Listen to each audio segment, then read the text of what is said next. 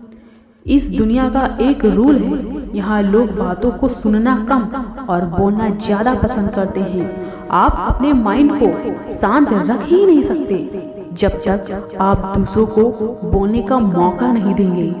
अक्सर देखा है, ज्यादा बोलने वाले इंसान किसी भी इंसान के सामने अपनी बातों को कहना शुरू कर देते हैं, जबकि उनका थोड़ा सा भी ध्यान उनकी ओर नहीं जाता।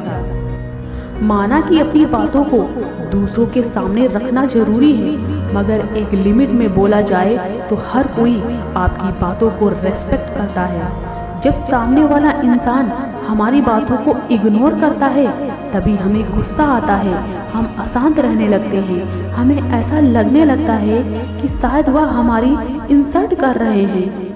दूसरों का ध्यान अपनी ओर आकर्षित करना ही है तो आप खुद से ही मतलब रखो, कम बोलो और दूसरों की बातों को ज्यादा से ज्यादा सुनो। जिंदगी में वह सब खुशियाँ मिलेंगी यदि हम दूसरों को बदलने के बजाय खुद को बदल लें। यहाँ तक आपने देखा होगा कि प्रकृति भी समय के अनुसार बदल जाती है। खुद को परिवर्तनशील रखो, समय के अनुसार खुद को बदलना सीखो। हर किसी की अपनी एक सेल्फ रेस्पेक्ट होती है। अच्छी बात है अपनी इज्जत करना और लोगों को इज्जत देना, मगर अपने ईगो को सबसे बड़ा स्थान देना यह आपकी सबसे बड़ी मूर्खता है। इस दुनिया में सभी व्यक्ति ईगो के शिकार होते जा रहे हैं, जो जीवन की सबसे बड़ी कमजोरी है। जरा सा सोच के तो देखो, जो व्यक्ति इस दुनिया में अपने कार्यों से महान हुए हैं, क्या वह छोटी छोटी बातों से किसी से बहस करते हैं या फिर बातों को दिल पर लेते हैं?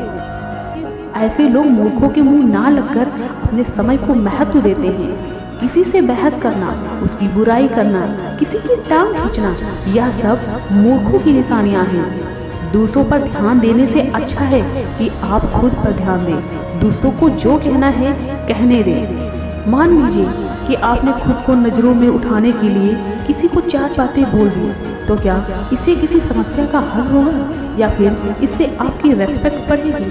बिल्कुल नहीं। इस दुनिया में अगर खुश रहना है तो आप खुद को शांत रखो और दूसरों की बातों को सुनना सीखो और कम से कम बोलो।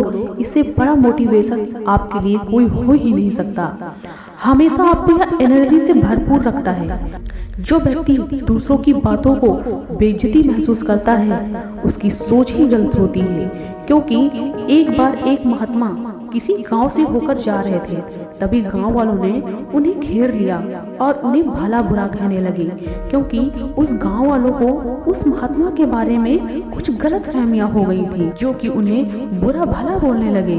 पर वह महात्मा गांव वालों की बातों को शांति से सुनते रहे और अंत में बोला, अगर आप लोगों की गालियां खत्म हो गई हुई तो क्या मैं यहाँ से प्रस्थान कर सकता हूँ? तभी उसमें से एक व्यक्ति बोला, हम सभी आपको गालियां दे रहे हैं, आपकी प्रशंसा नहीं कर रहे हैं। तभी महात्मा बोले, प्रियजनों, हम आपकी गालियों को स्वीकार नहीं करते और जब तक आपकी गालियों को स्वीकार नहीं करते तब तक इन गालियों का कोई अर्थ नहीं है। क्योंकि कुछ दिन पहले किसी व्यक्ति ने मुझे एक उपहार दिया था और मैंने उपहार को लेने से मना कर दिया था, तो वह व्यक्ति उस उपहार को वापस ले गया। जब मैं लूंगा ही नहीं तो भला कोई मुझे कैसे दे पाएगा? उस महात्मा ने बड़े प्यार से पूछा, यदि मैं उस उपहार को नहीं लेता तो उपहार देने वाले व्यक्ति ने क्या किया होगा?